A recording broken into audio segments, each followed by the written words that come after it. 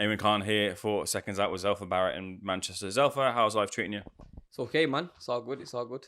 All good, but you got a date yet for about? Just waiting. Maybe November time. In terms of opposition, what are you looking for before the close of the year? Preferably I'd like a big fight. Up at lightweight now. So anybody at lightweight, I've had 35, 36 professional fights, 18, 19 knockouts. Like been English, Commonwealth, European champion, back to the world title. So I've had my two run-outs with Joe under his wing. But now I believe I'm ready for a big fight. I believe you spoke after the first run out, but not the second one. How does it feel, the transition from your old training setup to Joe? And do you feel that you've taken up the lessons he's trying to teach you? Yeah, of course. I feel like I've improved. I've adapted to the style that he's been like teaching me, and certain things I couldn't do when I first come here, now I can do it really good. So yeah, and as I keep saying, it's like it's not changing me. It's just adding towards my tools. So it's like when you go to a new football team, it's a different formation they play. So it's just getting used to that formation and just, doing the drills, doing the things they tell me to do, listening. And yeah, so I'm ready. I'm excited for the future, man. But yeah, I love a big fight. Anybody. It's an obvious fight to make that people want to see you in. That's with you and Joe Cordina. Do you think you can get that over line maybe the start of next year? Listen, Joe's a good fighter, man, but we're in the same weight division now.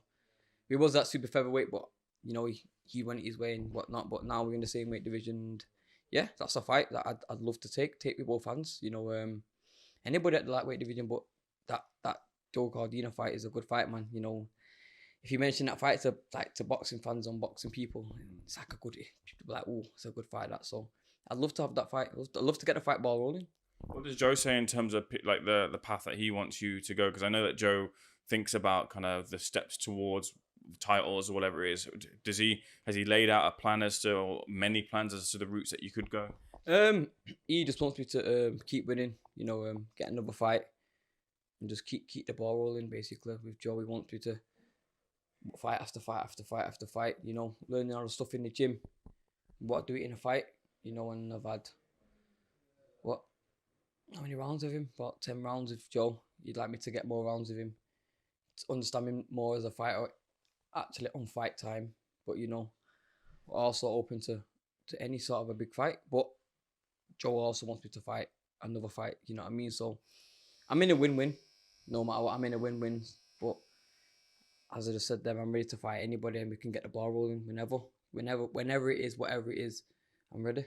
How is Joe? I think last time I spoke to him, it was before he had the operation. He's since had it. That was back in July. But how has he been recovering from that and going through his diagnosis? Joe's good, man. His presence is everything. When we're in the gym, he brings that extra 5% out in everybody. And he's always there, teaching, telling, staring. You can feel his eyes staring in the back of my ear when I'm training. So, yeah, and thank God he's not always shouting at me because I'm trying to do the right thing. But yeah, man, I admire Joe. Not just in boxing, out of boxing as a man, what he stands for. When you're a part of his team, you're a part of his team. Fight for you, like fight to the death for you. You know what I mean?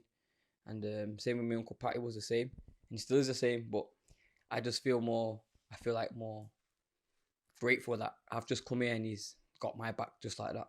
And it hits me differently because I just think, wow, like what kind of a man you are. You're a good guy. You know what I mean?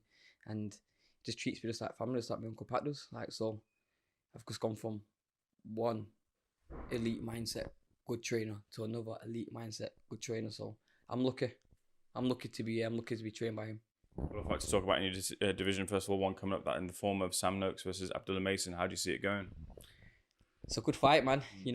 Abdullah Mason's super skillful, but then obviously Sam Noakes has got power and got skill in his own right. He's got good pressure, strong. It's a good fight. Abdullah Mason's been clipped off.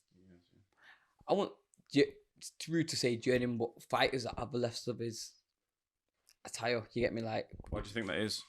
I think he must have got a bit carried away.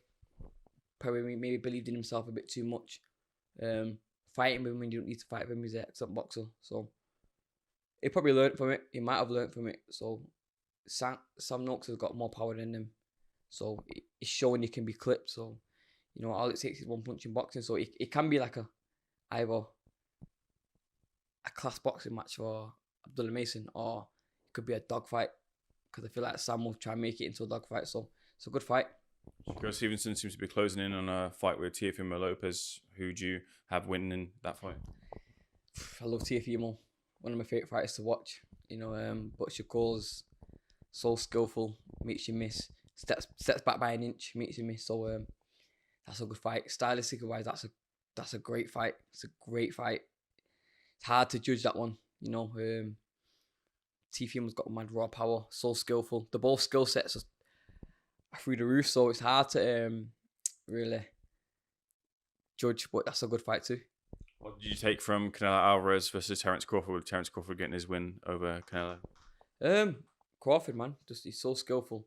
So skillful. The things he does, it's the little things he does, it's not the big things. So, for example, like what Crawford was doing is catch shooting and just like throwing in falls, and his boxing was so superb.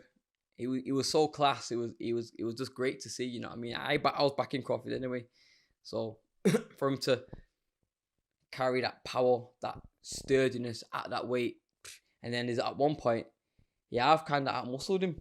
You know what I mean? Like, kind of threw him in a rope. So, yeah, man, what an athlete he is. Last thing, obviously, Manchester being hit by, and boxing and Wilder's been hit by the passing of Ricky Hatton. Just some words for Ricky, the legend, who's no longer with us. Ricky, man, what a guy. You know, that one set me back a bit. I'm not going to lie. You know, when I heard that, that one just kind of set me back, man. You know, I remember one time I was at a Josh Warrington fight, and he sat me down. He's like, son, man, it's not where you start, it's where you finish. Like, you've got it. Don't worry about what's going on now. It's just where you finish, man. That's all that really matters. And it's always stuck with me. And he's a good guy, Ricky, man. You know, he's just funny. He's when he's in the room, he's a good guy. Kind of got no words to say, because I'm still like kind of threw back from it. But yeah, man, you know, I hope his family's okay in Campbell and whatnot. Completely echo the same thing. Zelfa, I hope to see you back in the ring. Thanks for speaking to Seconds Out. Thank you. Nice to meet you.